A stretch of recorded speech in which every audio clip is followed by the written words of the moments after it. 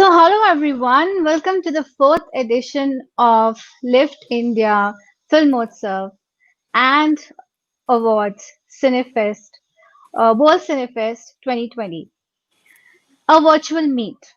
And today we have in conversation the founder of Lift India, Mr. Riju Bajaj, and a great director, uh, Mr. Dipankar Prakashji. So, how are you feeling today?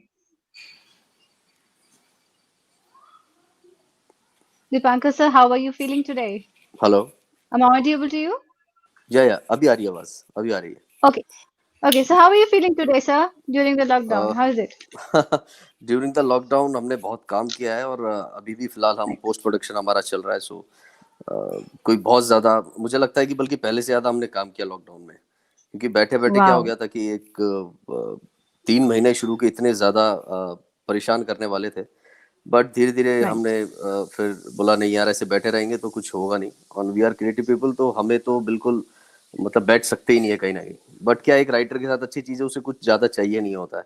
एक paper Correct. और pen के साथ वो अपना easily मतलब अपना time निकाल लेता है। सो इस तरह से हमने शुरू किया और अभी भी वो चल रहा है। अभी हम पोस्ट प्रोडक्शन कर रहे हैं हमारी फिल्म का, जो आने वाली फिल्म है। Yes. And it is Muso. मूसो तो कंप्लीट हो चुकी है। मैं दूसरी फिल्म की बात कर रहा था जो अभी। Okay. Okay. हाँ, So you would like to know something more about the film in brief? Muso, about Muso. Yes. Yes. About basically Muso. एक बहुत फेमस नॉवल है, of mice and men. American novel है। इस novel को मैंने कुछ 2 साल 3 साल पहले थोड़ा पढ़ा और उसके बाद एक प्ले मैंने देखा था जो कि इस पे बेस्ड था।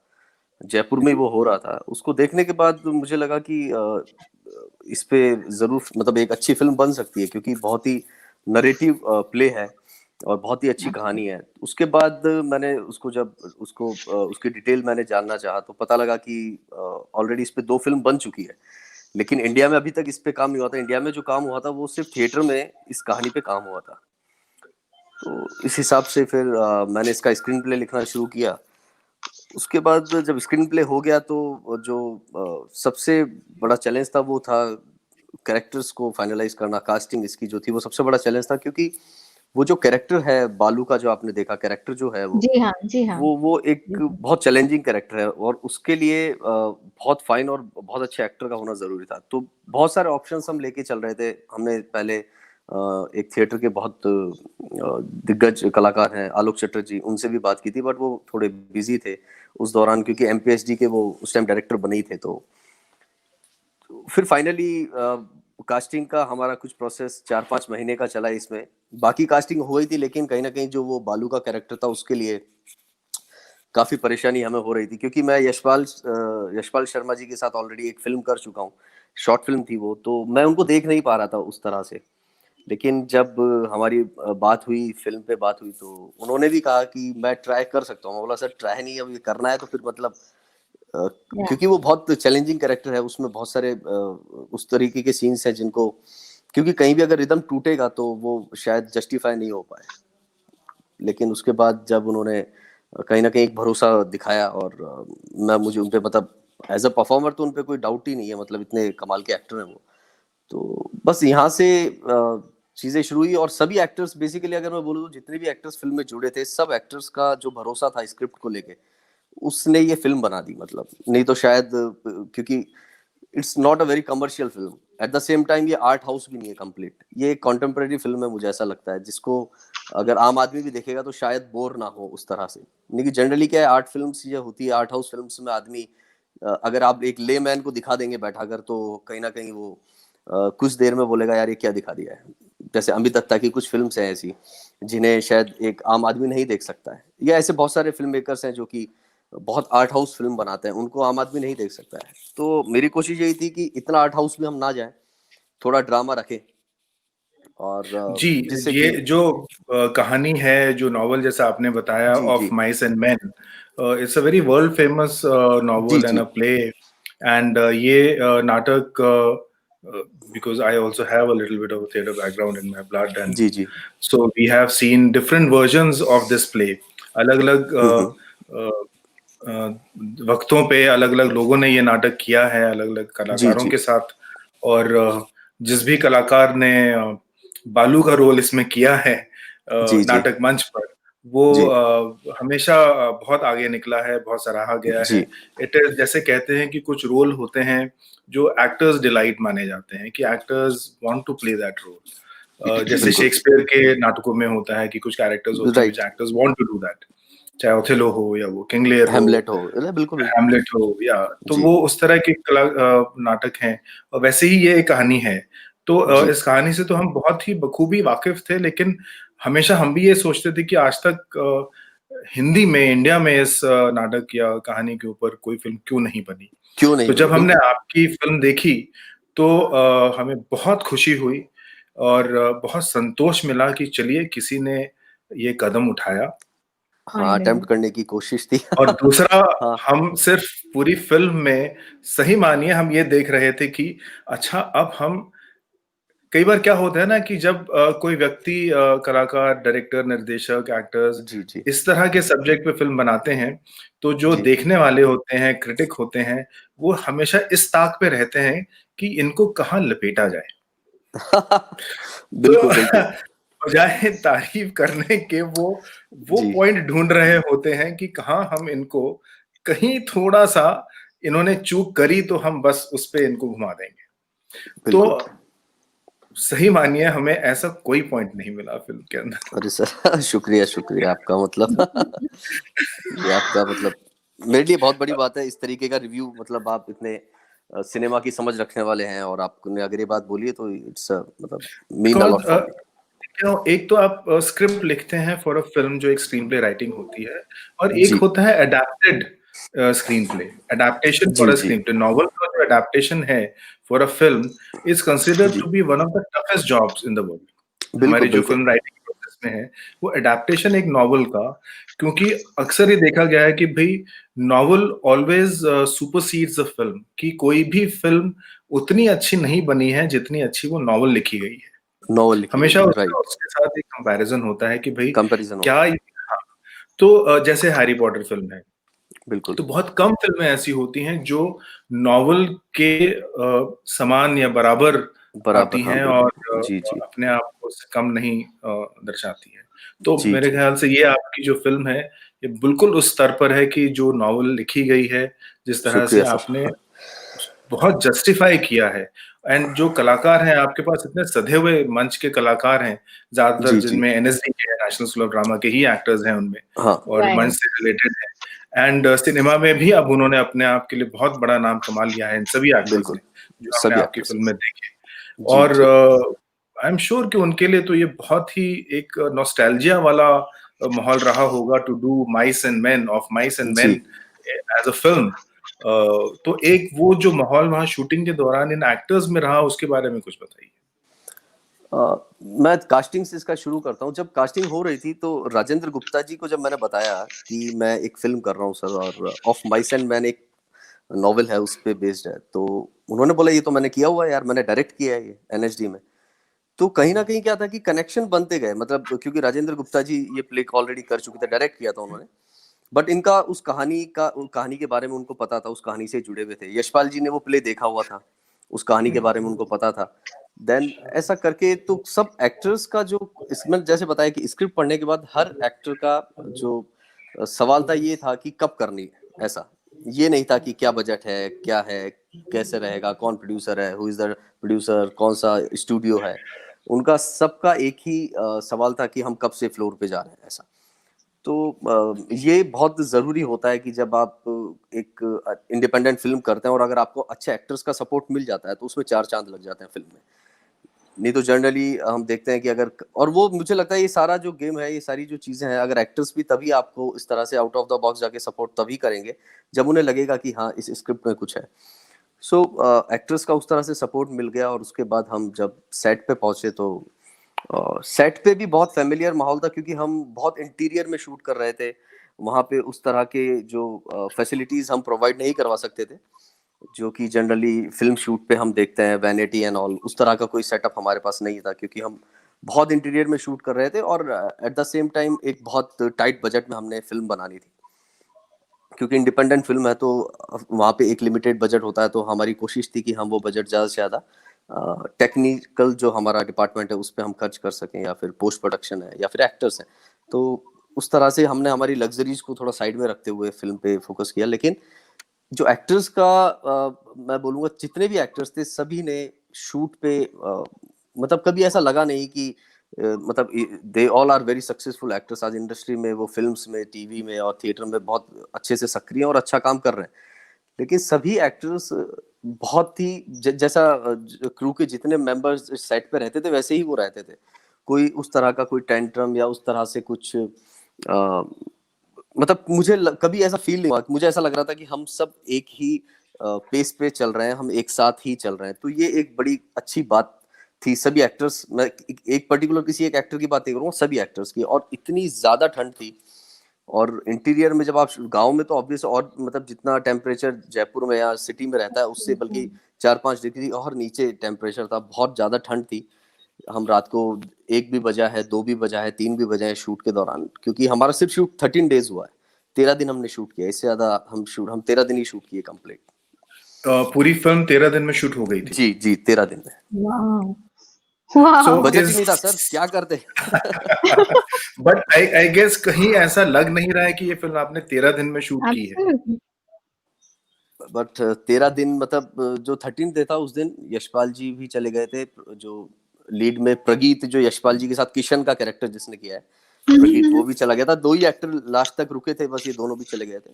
और 14th डे को हमने कुछ मोन्टाजेस जरूर हमने लिए थे, एक्टर कोई नहीं था। तो 14 दिन मान लीजिए, अगर ऐसे नहीं तो मतलब 13 से 14 दिन जी। हमने शूट किया पूरा फिल्म। हाँ, लेकिन प्लानिंग थोड़ी ठीक ठाक थी। और पूरी फिल्म अगर हम देखें तो जो रेडियस अगर हम देखें तो मेरे हिसाब से 3 से 4 किलोमीटर के एरिया में पूरी फिल्म शूट कर दी हमने। तो जो ये ट्रैवलिंग लोकेशन के शॉट्स हैं, कहाँ आपने शूट किया था ये राजस्थान में करौली एक डिस्ट्रिक्ट है, उसके पास में एक जगह है, छोटा सा एक गांव है रौसी, और उसी गांव में हमने शूट किया जहां पे कसाई शूट हुई थी। अच्छा, हाँ, वो कसाई सेम इनफैक्ट सेम पिछले साल लोकेशन। हमारे फेस्टिवल में थी and Meeta Vashisht she got the best actress award for that film. अच्छा अच्छा अच्छा, जी जी जी जी। सो तो आप भी राजस्थान के रहने वाले हैं? जी, मैं जयपुर से हूँ प्रॉपर। तो आपने जो कास्टिंग की यशपाल की, बिकॉज हाँ, आपने फिल्म में जो बैकड्रॉप रखा है वो कहाँ का रखा है, जो लैंग्वेज भाषा रखी राजस्थान है? Rajasthan Rajasthan. It is Wonderful. Rajasthan. जी, नाउ बेसिकली क्या है यशपाल। राजस्थान में सर, एक्चुअली राजस्थान में ना मतलब जैसा पूरे राजस्थान में एक ही तरह की लैंग्वेज नहीं, अलग राजस्थानी भी अलग अलग है। अगर आप जयपुर जी की साइड आएंगे तो यहाँ पे कुछ अलग है। हम अगर जी जोधपुर की साइड जाएंगे वहां पे अलग है, उदयपुर की साइड अलग है। तो मेवाड़, मारवाड़ और शेखावटी हर जगह अलग अलग है। तो राजस्थान का जो ये बेल्ट है, करौली बेल्ट जो है जहाँ पे हमने शूट किया है, यहाँ पे जो लैंग्वेज है वो थोड़ा सा टच उसका बुंदेलखंडी का है, क्योंकि वो हाँ। राजस्थान बॉर्डर है, यूपी हम्म। राजस्थान बॉर्डर है। तो वो इसी तरह का लैंग्वेज मथुरा और हम कह सकते हैं बुंदेलखंड का जो एरिया है, ये बड़ी सिमिलर जो लैंग्वेज है। तो डिड यू हैव, आपने कुछ लैंग्वेज के लिए किसी एक्सपर्ट को रखा? बिकॉज जो एक्टर्स हैं आपके साथ ज्यादातर, जैसे यशपाल हरियाणा से बिलोंग करते हाँ। हैं, तो या जैसे इश्तियाक हैं, या राजेंद्र गुप्ता जी हैं, राजेंद्र गुप्ता जी पानीपत एरिया के हैं, दिल्ली एरिया के हैं। तो इनकी जो भाषा है, क्योंकि आपने अपनी फिल्म में जो डायलॉग्स रखे हैं वो भाषा, जैसा आप बता रहे हैं, थोड़ा सा बुंदेलखंडी टच है जी उसके अंदर। जी तो उसको समझने के लिए, उस भाषा को उनको अपना बनाने के लिए, क्या जी, कोई लैंग्वेज एक्सपर्ट ट्रेनिंग के लिए उनको सेशन रखे गए, लैंग्वेज या? एक्सपर्ट था बट वो शूट ऑन लोकेशन ही था, उससे पहले नहीं था। मतलब जब एक्टर्स सेट पे आ गए थे उसके बाद ही वहाँ पे एक 2 लोग थे जो कि ये ऐसा कर रहे थे, जो कि अगर कहीं पे किसी एक्टर को प्रॉब्लम हो रही थी तो उसे वो बता रहे थे किस तरह से इसको बोलना है। लेकिन मोस्टली क्योंकि इश्तियाक ही इज फ्रॉम पन्ना, तो वो बुंदेलखंडी एरिया के हैं इश्तियाक भाई, तो वो कहीं ना कहीं वो पकड़ लिए थे थोड़ा। और मुझे ऐसा लगता है कि जो हरियाणा और राजस्थान बहुत बहुत सारी चीजें सिमिलर है हरियाणा और राजस्थान में ना, तो कहीं ना कहीं वो उतनी परेशानी यशपाल जी को हुई नहीं। और यशपाल जी ने ऑलरेडी एक फिल्म भी की थी जो कि श्याम बेनेगल जी की फिल्म थी, मैं नाम भूल रहा हूँ, जिसमें रघुवीर यादव भी थे, तो वो भी इसी लैंग्वेज में थी। तो कहीं ना कहीं उन्हें उससे वो उस लैंग्वेज का उनको थोड़ा सा आइडिया था, तो बाकी फिर स्क्रिप्ट क्योंकि 1-1.5 महीना पहले चली गई थी, तो वो अगर कहीं पे कहीं प्रॉब्लम आ रही थी तो फोन पे हम डिस्कशन कर लेते थे। और ऐसी परेशानी मुझे किसी एक्टर के साथ एक्चुअल में नहीं आई कि बहुत ज्यादा मैं फंस गया हूँ कहीं पे और मैं उनको नहीं बता पा रहा हूँ। देखिए, because they all are very trained actors, तो कहीं ना कहीं वो बहुत इजीली कर रहे थे सारी चीजें। लेकिन अगर कहीं पे ऐसा हो रहा था तो मेरे एक फ्रेंड है जो कि उसी एरिया से है, भरतपुर से है, तो उन्होंने थोड़ा सा वो बीच बीच में आके और बता देते थे। लेकिन बहुत ज्यादा मुझे उस तरह से परेशानी नहीं आई लैंग्वेज को लेके। आपके बारे में हम थोड़ा सा जानना चाहेंगे कि क्या ये आपकी पहली फिल्म है? फीचर पहली फिल्म है मेरी है। इससे पहले मैंने कुछ शॉर्ट फिल्म्स की है, और 4-5 शॉर्ट फिल्म्स मैंने की है फेस्टिवल्स को मैं ध्यान में रखते हुए। और उसमें से अभी एक फिल्म इस बार कोलकाता इंटरनेशनल फिल्म फेस्टिवल में भी है मेरी, नेकेड वॉइस। उसमें पीयूष मिश्रा है और सहर्ष शुक्ला है, बाकी और एक्टर्स मुंबई के हैं। तो वो शॉर्ट फिल्म है, अपने सादत हसन मंटो जी की कहानी है नंगी आवाजें, वो उस पर ओके। बेस्ड है। तो वो हमने बनाई, और वो पहले बनाई थी मैंने इससे पहले। तो जो इसके प्रोड्यूसर है विनोद कुमार मूसो के। और उन्होंने ये मेरी फिल्म देखी थी नेकेड वॉइस, तो उन्हें काफी पसंद आई वो फिल्म, क्योंकि वो भी कहीं ना कहीं म्यूजिक के बड़े करीब है। वो म्यूजिक शुरू से काफी टाइम से म्यूजिक कर रहे हैं, उनके इंस्टीट्यूट भी हैं खुद के, गाते भी बड़ा अच्छा है। सो कहीं ना कहीं एक वो आर्टिस्ट का वो है, आर्टिस्ट सोल है कहीं ना कहीं, तो उनको वो समझ है, सेंस भी आर्टिस्ट वाला सेंस है। तो उनको मैंने 3 या 4 कहानियां सुनाई थी, तो उन्होंने बोला कि नहीं यार, पहले यही फिल्म हम करेंगे। तो ये बहुत जरूरी है इस तरह के प्रोड्यूसर्स का होना, कि वो इस चीज को समझे। कई बार क्या होता है कि बहुत मुश्किल हो जाता है प्रोड्यूसर को सेटिस्फाइड करना उस तौर पे, और इस तरीके की फिल्म्स के लिए स्पेशली। तो आप बहुत ही खुशकिस्मत हैं कि आपको इतना अच्छा बढ़िया प्रोड्यूसर मिला जिसने बिल्कुल। आपकी मनपसंद स्क्रिप्ट को हामी भरी बनाने के लिए। जी अ, आप चूंकि ये आपकी पहली फिल्म है, पहली फीचर फिल्म है, जी अ, और कहानी एक बहुत ही दिग्गज राइटर की, जी। यू नो, बड़ी हम्म। प्रचलित कहानी नॉवल उसके ऊपर जी बनाने के लिए ज्यादातर लोग जो हैं बहुत देर से अटेम्प्ट करते हैं उस पे, कि हम जब जी। थोड़े से सध जाते हैं 4-5-6 फिल्मों के बाद बिल्कुल। वो कोई इतनी प्रचलित कहानी को हाथ लगाते हैं बनाने के लिए।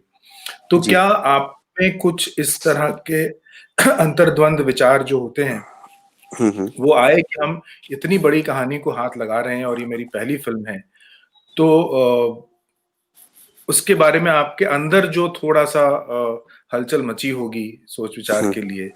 क्योंकि ये फ़िल्म बहुत ही, इस पे नाटक बड़े-बड़े खेले जा चुके हैं और आपने जिस तरह से इस फ़िल्म को शूट किया है, तो कहीं जी लग रहा है कि इसमें थिएटर का असर आप में बहुत है। क्योंकि इसकी जो जी। जी पर्टिकुलर ब्लॉकिंग्स हैं, जो मूवमेंट्स हैं, जो जगह, और जी क्योंकि आपने 13 दिन में शूट की, वो जी संभव नहीं है जब तक कि आप के दिमाग में विजुअल ब्लॉकिंग्स क्लियर ना हो लोकेशन की। जी। जी। एक्चुअली सर, इसमें मुझे ऐसा लगता है कि आपका कनेक्शन वी है लॉस्ट इन बिटवीन। हाँ। अभी आ रही है आवाज? हाँ, अभी आ रही है, आप बोलिए। हाँ।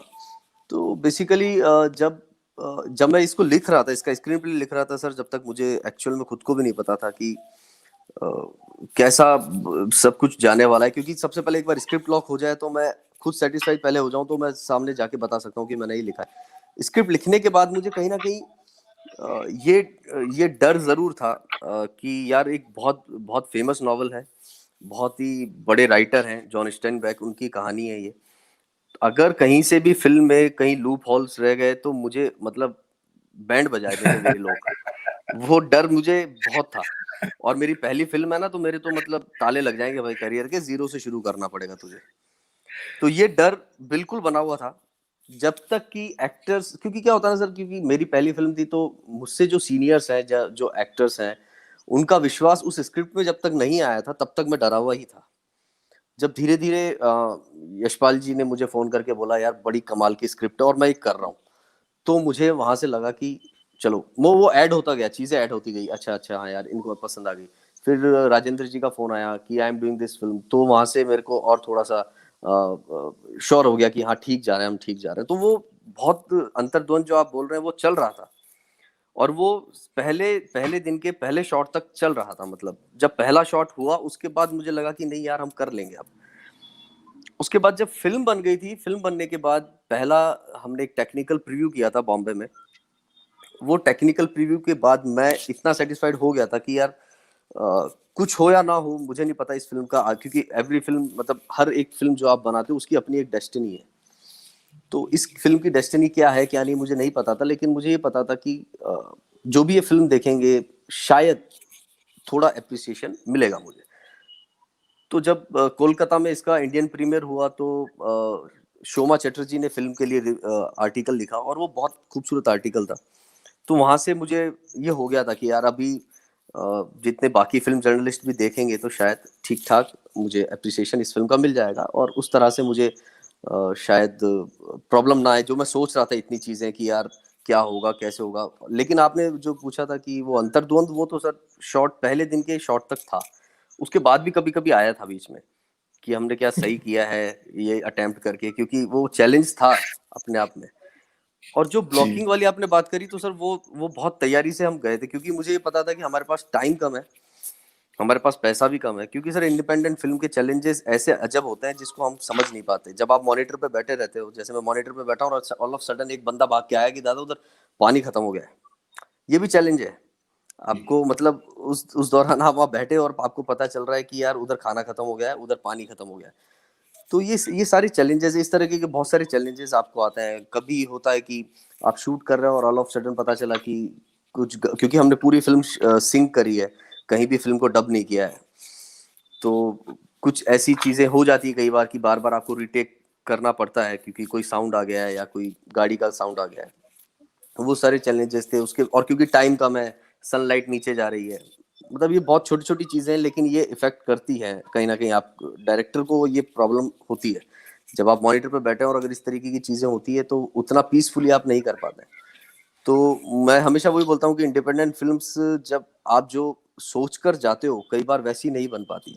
बहुत सारी चीजें थी जो हमें करनी थी, हम नहीं कर पाए, लेकिन जितना कर पाए मुझे लगता है कि 13 दिन के हिसाब से एक डिसेंट रिजल्ट हम लेके आए और लोगों को पसंद आ रहा है, बस यही फिलहाल तो यही कह सकता हूँ। क्योंकि लेकिन सोचा बहुत कुछ था, लेकिन वो नहीं होता है, वो नहीं होता है, और वो तब तक नहीं होगा जब तक कि उस तरह से बजट, उस तरह से चीजें आपको उतना कंफर्टेबल जोन में डायरेक्टर को ले जाके नहीं रखा जाए। तो वो तो वक्त के साथ ही होता है, मैं समझ सकता हूँ। लेकिन इस चीज में अच्छी बात यह है कि इंडिपेंडेंट फिल्म मेकर्स को मैं बोलता हूँ जुगाड़ू होता है। तो जब बजट मिलता है तो हम अच्छे बजट वाली फिल्म बहुत अच्छे से बना पाते हैं, और शायद उसमें भी चलिए, बजट हम बचा लेते बिल्कुल हैं। हम दुआ करेंगे कि आपको एक बहुत बड़े बजट की फिल्म करने को मिले और आपकी तरफ से हमें बहुत ज्यादा फिल्में आए, आपकी तरफ से बहुत कामयाबी आप हासिल करें इस शुक्रिया फिल्म के शुक्रिया। बाद। और हम ये जानना चाहेंगे कि इस फिल्म से पहले आपने जो शॉर्ट फिल्म्स, हाँ जी। हाँ सर, हम आपसे पूछ रहे थे कि अब तक का आपका जो सफर है फिल्म मेकर जी सर। बनने का, जी जी। उसके बारे में थोड़ा सा जानना चाहेंगे कि आपने कैसे फिल्म ट्रेनिंग हासिल की, किस जरिए से, आपका जो बैकड्रॉप है उसके बारे में थोड़ा जानना चाहेंगे। अच्छा। सर एक्चुअली मैं मतलब बहुत शुरू से बात करूँ तो मैं बहुत फिल्मी था शुरू से, लेकिन मुझे पता नहीं था। ये मुझे पता अब लगा कि मैं फिल्मी था बहुत पहले। तो वो सब बहुत छोटे छोटे ऐसे इंसिडेंट हैं जो मुझे याद हैं मेरी लाइफ में जो हुए हैं। लेकिन तब मुझे ये पता नहीं था कि सिनेमा, और मेरे लिए सिनेमा तब हीरो हीरोइन और विलन ही था, बस इतना ही मुझे पता था कि ये सिनेमा होता है। तो एक मेरे एक रिलेटिव हैं, उनके साथ में एक शूट पे पहुंच गया था गलती से, और वो फिल्म कर रहे थे अमित दत्ता। बस वो मैं घूमने गया था, मैं शूट पे नहीं गया था, मैं तो हिमाचल घूमने गया था। लेकिन जब मैं वहां पहुंचा तो अमित दत्ता उस फिल्म को डायरेक्ट कर रहे थे। फिल्म का टाइटल था नैनसुख। तो वो बहुत कंप्लीट आर्ट हाउस फिल्म थी। मैं वहां पे 15 दिन था और शुरुआत के 5 दिन में ये सोच रहा था ये कैसी फिल्म है यार, मतलब ये ना कोई हीरो है, ना कोई गाना है, ना कोई फाइटिंग सीक्वेंस है, ना कुछ है यहाँ तो, मतलब ना डायलॉग्स भी नहीं है वहां तो, फिल्म में डायलॉग्स भी नहीं है, ये कैसा सिनेमा है, ये कौन सी शूटिंग हो रही है यार। लेकिन 5 दिन के बाद एक एक कुछ कुछ चीजें मुझे समझ में आने लगी थी कि यार ये जो भी हो रहा है ये कुछ अलग है, दिस इज डिफरेंट मतलब। और तब तक मैं अमित के बारे में कुछ नहीं जानता था कि वो इतने बड़े फिल्म मेकर हैं और इतने बड़े, मतलब जिनका नाम सिर्फ इंडिया में नहीं बाहर भी जिनको काफ़ी फिल्म्स को एप्रिसिएशन मिल चुका है, वेनिस फिल्म फेस्टिवल में या फिर बर्लिन में, कई जगह पर। तो वो सब मुझे अब रियलाइज़ होता है कि मैं वहाँ गया था और इतने बड़े फिल्म मेकर के साथ मैं 15 दिन था। लेकिन हाँ, 15 दिन जब मैं वहाँ था तो 5 दिन के बाद कुछ-कुछ समझ आने लगी चीज़ें कि यार ये कुछ डिफरेंट है जो भी है। बट है बड़ा, मैं बहुत इंस्पायर हो रहा था अमित से। वो जिस चेयर पे बैठे थे, जिस पे डायरेक्टर लिखा था, तो उससे मैं बड़ा इंस्पायर हो रहा था। मुझे लगा यार ये जो भी काम है मज़ा आ रहा है इसमें। ये जो भी है, ये जैसा भी है, मुझे आता नहीं है लेकिन इसको देख के मुझे अच्छा लग रहा है, तो ऐसा कुछ करना चाहिए। ट्राई करने में क्या है, क्योंकि मैं इससे पहले बहुत कुछ चीज़ें ट्राई कर चुका था। तो मैंने बोला एक बार ये भी ट्राई कर लेते हैं, लेट्स सी क्या होता है लाइफ में। तो मैं बस फिर उसके बाद मुंबई आ गया, और मुंबई आने के बाद मैंने थिएटर किया। मैं 5-6 साल लगातार मैंने थिएटर किया, और ज़्यादातर मैंने पढ़ा जितना मैं पढ़ सकता था। बहुत बहुत राइटर्स को मैंने पढ़ा, इंडिया के बाहर के जो राइटर्स थे। फिर सादत हसन मंटो साहब ने मेरी लाइफ में एंट्री ली, और बस फिर सोचने का तरीका और सारी चीज़ें बदल गई। बस वहाँ से मुझे ऐसा लगता है कि एक किक मिल गई थी कि यार ये अब जो करना है, बस यही करना है मुझे। अभी इससे मैं, हो सकता था कि मैं शायद फिल्म मेकिंग में उस तरह से भी नहीं आता, तो शायद राइटर ही होता, राइटिंग ही कर रहा होता कुछ ना कुछ। लेकिन सादत हसन मंटो की कहानियों से पूरा मतलब जो सोचने का तरीका ही बदल गया था 360। और फिल्म मेकिंग की अगर बात करूँ तो जो सिनेमा का सेंस है, वो पहली फिल्म जिसने मुझे थोड़ा सोचने पे मजबूर किया था वो थी ब्लैक फ्राइडे, और एक फिल्म थी गुलाल, अनुराग कश्यप जी की। मैं गुलाल जब देख के आया था, कॉलेज में था मैं जयपुर में। बड़ा फनी इंसिडेंट ये है कि मैं गुलाल देख के अब मैं याद करता हूँ कि वो कितनी कमाल की हमारी बातें थी। हम गुलाल देख के जब बाहर आ रहे थे, तो मैं और मेरे दोस्त हम ये बात कर रहे थे कि ये कैसी फिल्म है यार, ऐसी फिल्म होती है क्या, मतलब ये कौन सी फिल्म हो गई। क्योंकि माइंडसेट था हीरो हीरोइन विलन वाला, कि आज भी अगर मुझे ऐसा लगता है कि हम एक आम आदमी से पूछें कि सिनेमा क्या है, तो उसको ये पता है कि एक हीरो होता है, एक हीरोइन होती है, और उसमें एक विलन होता है, ये सिनेमा है उसके लिए।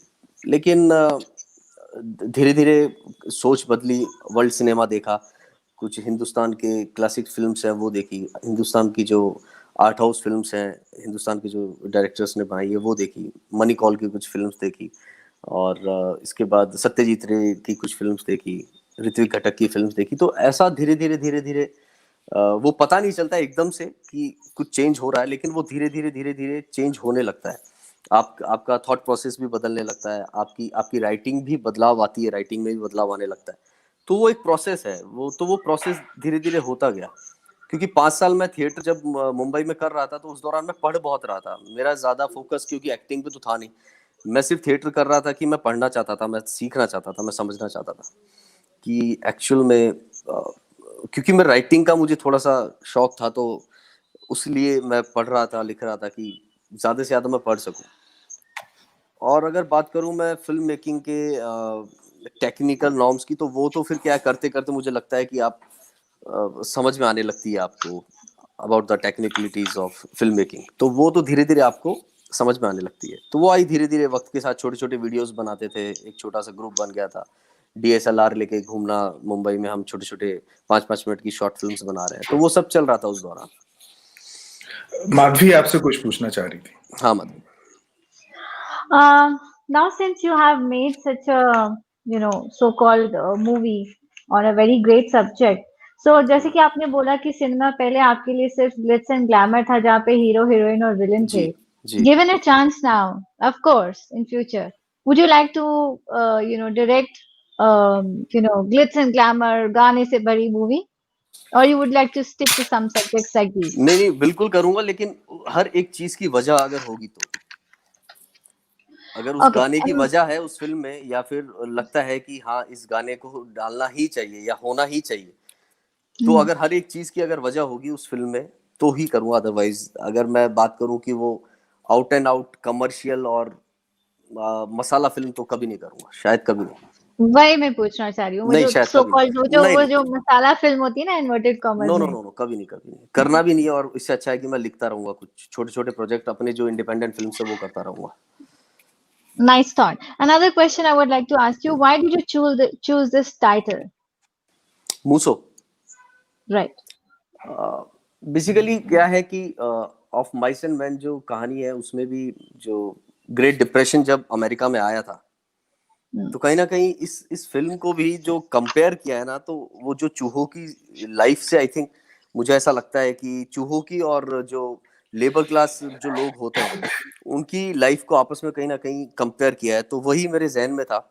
इसलिए आपने देखा भी होगा कि हमने बहुत ज्यादा उसको अंडरलाइन तो नहीं किया, लेकिन ओपनिंग शॉट में हमने एक दो चूहे भाग के जा रहे हैं और Mice, right, ये right. राइट, तो वो एक But छोटा but सा हमने, but I see there are other animals in the movie, like, yes yes yes, a puppy, a small puppy. हाँ So हाँ it could have been a different, you could have given a different name, because it's a definitely a different character which is played by Yashpal ji as Balu. जी जी So जी, it could have been a different name. Why हो you सकता chose था, बिल्कुल हो Puppy? सकता था कि, लेकिन पता नहीं एक शुरू से जहन में ऑफ माइस एंड मैन की वजह से वो जहन में जो Okay, वो था it was कि fit. यार, हाँ कि वो उससे रिलेटेड ही हो तो ठीक है। क्योंकि द मूसो द माउस फिल्म का टाइटल जो है वो मूसो द माउस है, तो वो कहीं ना कहीं जहन में अटका हुआ था, तो इस वजह से शायद हमने उसको किया होगा। लेकिन बाकी एनिमल्स जैसे आपने बोला, खरगोश का उसमें इतनी बार जिक्र हुआ है, रैबिट का इतनी जी बार हाँ, जिक्र हुआ है, तो हम जी वो भी हाँ. कर सकते थे, बट मुझे लगा कि ये ठीक है, तो और उसको एक ही बार अंडरलाइन किया हमने, ज्यादा किया भी नहीं। जब ओपनिंग Hmm. शॉट है उसी में अंडरलाइन किया है हमने, उसके अलावा Yes, जब after that. वो जब लेके आता है और उसको वो फेंक देता है, तो बस एक एक जगह दूसरी जगह हमने दिखाया है वो चूहा जो उसके, Wonderful. हाँ Yes, yes. ये So, हाँ। what was your best shot? You felt a, really contented after, giving that. कुछ शॉट्स मुझे बहुत पसंद है फिल्म में, जो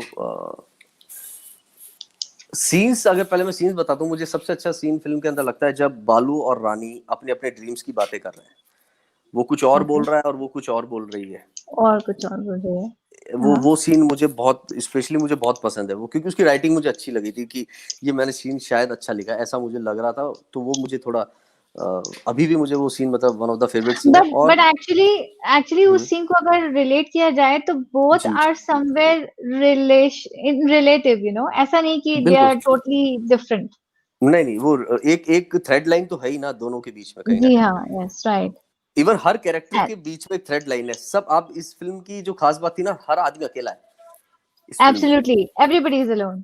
और उसका एक सपना है, जी हाँ, ड्रीम है। जी हाँ. तो वो सारी चीजें थी। इवन ब्रजेंद्र काला का जो कैरेक्टर था, तो वो था तो बड़ा, वो कॉमिक वे में हमने उसको शूट किया, उन्होंने किया भी बहुत अच्छा, लेकिन वो बड़ा इमोशनल है। वो अगर उसकी बातें सुनी जाए कि मैं हाँ. भी अपने भाई के साथ जो है रहता था, और वो बोलता भी है कि मतलब हम्म. क्योंकि मैं नीच जात का हूँ, तो इसलिए जी लोग हाँ. मेरे पास आते नहीं है, मैं वहां नहीं जाता हूँ, मतलब वो अपनी अपनी प्रॉब्लम बता रहा था। और वो बैठा भी हम्म. लेता है, बोले ठीक है पागल तो है, लेकिन कोई तो आया मेरे कमरे में बात करने, यहाँ तो कोई आता ही करेक्ट, नहीं है। तो बोलता है कोई इधर है तो नहीं, तो लेकिन तू बैठ जा, आजा देख ले। तो करेक्ट. वो जो अकेलेपन की कहानी है, हर कैरेक्टर कहीं ना कहीं अकेला है। फिर राजेंद्र गुप्ता जी हैं, जो कि उनका एक ड्रीम है कि यार ये घर की बात कर रहे हैं, मतलब मेरे को अगर घर मुझे मिल भी जाएगा तो चाहिए. मजा आ जाएगा। हाँ, तो मैं भी आपके साथ आ जाता हूँ, हाँ. एक कमरा में ले लूंगा, बाकी पैसे भी है मेरे पास, मेरा हाथ कट गया था तो मालिक ने मुझे कुछ पैसे दिए थे। तो वो हम्म. सारी ड्रीम्स हैं, लेकिन मतलब मैं आपको एक बात बता रहा हूँ, ये जब मैंने इसकी जो फिल्म बनी थी हॉलीवुड में, जिसकी फिल्म बनी थी अमेरिका में, तो वो फिल्म का जो वो शॉट है जब बालू जा चुका है, भाग चुका है मार के, और उसको ढूंढने किशन गया है, हम्म. तो जो भगवान का कैरेक्टर है, राजेंद्र गुप्ता वाला जो कैरेक्टर है, उसके ड्रीम्स उनके साथ जुड़े थे, लेकिन उस फिल्म में उसको कहीं अंडरलाइन नहीं किया, पता नहीं क्यों। और वो चीज नहीं, मैं आज, मैं बिल्कुल भी उससे अंदर से मुझे ऐसा लगा ही नहीं कि मुझे ऐसा लगा ये गलत है, क्योंकि अगर सहमत आप, नहीं आप. हाँ. हाँ मैं नहीं था बिल्कुल, भले वो बहुत बड़े आप डायरेक्टर होंगे, आपने बट आपकी आपकी फिल्म में हमने वो देखा, जो उनका जो कैरेक्टर है वो कैसे उसका जी जब ड्रीम टूटता है तो वो खड़े टूटता खड़े वो है. गिरते हैं, वहां पे बैठते हैं गिरता है वो, एकदम, वो जी गिर जी, दिखता है कि ये क्या हो गया, ये और तुम्हारा ड्रॉप ये तुझे क्या कॉर्नर. हो सपना गया, टूटना है। तो जी जी दैट जी was very and beautifully performed by Rajendra ji जी, बिल्कुल एक्चुअली। बिल्कुल। तो वो बहुत जरूरी था, तो वो मिसिंग था उस फिल्म के अंदर कहीं ना कहीं। तो मुझे लगा नहीं, ये होना चाहिए, क्योंकि ये तो कहीं ना कहीं इससे कनेक्टेड ही थे, बहुत बुरी तरह कनेक्ट था वो तो पैसे वैसे निकाल हम्म. के तैयार था कि भाई अपन को जल्दी से या, घर लेना है और किसी को एब्सोल्युटली, बताना नहीं है। So absolutely. तो कहानी के अंदर बहुत छोटे छोटे पतले पतले थ्रेड्स थे, जो कि एक ये रीजन भी था फिल्म को करने का कि इसके अंदर जो थ्रेड्स हैं वो वैसे बहुत ज्यादा हाईलाइटेड नहीं है, लेकिन अगर जो सिनेमा की समझ रखता है, जो कहानी की समझ रखता है, वो उसको देखेगा तो शायद वो जो कनेक्शन है बहुत इजीली हो जाएगा। Correct. But on totality, if you see, my favorite personal scene was the end one where Balu is continuously speaking that अब तो मुझे खरगोश देगा, and हाँ हाँ हाँ, वही he वही वही shot वही that. वही सपना जो उनका, हाँ, जी हाँ, सेम जगह and पे जो स्टार्ट हुआ था। he shot that by the a person whom he loved so much, Kisan, बिल्कुल मतलब वो ये चाहते थे कि मतलब मैं ही इसके साथ रहूं अंत तक, तो he only shot that, मतलब उन्होंने ही बिल्कुल, मारा उसको। कहीं ना It कहीं was उसके जहन में ये भी था, अगर मैं नहीं मारूंगा वो तो मार ही देंगे आके, इसलिए मैं ही मार दूं क्योंकि ये मैं ही मुझसे मार इतना दूं। प्यार करता है। लेकिन हो सकता है कि इसको पता नहीं वो किस तरह से मारे, तो वो मैं देख नहीं पाऊंगा। एब्सोल्युटली, वो दुख नहीं देख पाएगा। यस, तो It वो was touching scene. Yes. इसका एंड भी हमने 3-4 एंड थे, जब वो लास्ट शॉट जो हमने रखा है कि वो बस में बैठ के कहीं जा रहा है, पता नहीं कहाँ, हाँ, शायद दूर कहाँ? कहीं जा रहा है वो, तो उसने बालू के हाँ, कपड़े पहने हैं और वो सब। और बक्सा भी उसी का है। हाँ, हाँ, ऐसा तो है। वो हाँ, शॉट भी कुछ प्लान नहीं था, वो बस ऐसा था कि ऐसा कर ले, ऐसा कर ले, बहुत सारी चीजें चल रही थी, सब अपना अपना दिमाग लगा रहे थे, नहीं इसको ऐसा कुछ हम्म, कर लेते हैं, कुछ इसमें से वो चूहा हाथ में रख देते हैं, कोई बोल रहा था कि ये जा रहा है तो उसको पास वाली सीट पे बालू बैठा हुआ दिखना चाहिए, बहुत सारी चीजें थी, बट मैंने बोला सब कुछ हटा के बस सिंपल सा करते हैं यार, इसको कपड़े पहना देते हैं बालू का, दैट्स इट, और देखते हैं क्या होता है, तो वो किया और सिंपल वो, इज ऑलवेज हाँ, बेस्ट। तो वो ठीक ठाक फिट हो गया तो उसमें। पार्ट टू की भी तो प्लानिंग होनी चाहिए ना। पार्ट 2 तो कहाँ, मतलब You can make part 2 with a better budget now.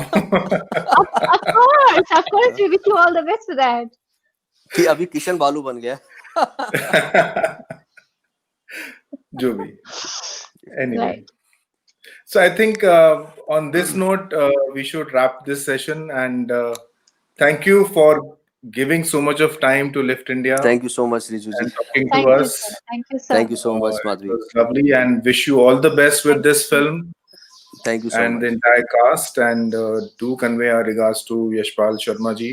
I think he has जरूर performed जरूर beautifully in this film. जरूर Everybody, in fact, from my Yeah. side. Thank you so much, sir. Thank Wish you you all so the very much, best. Thank you.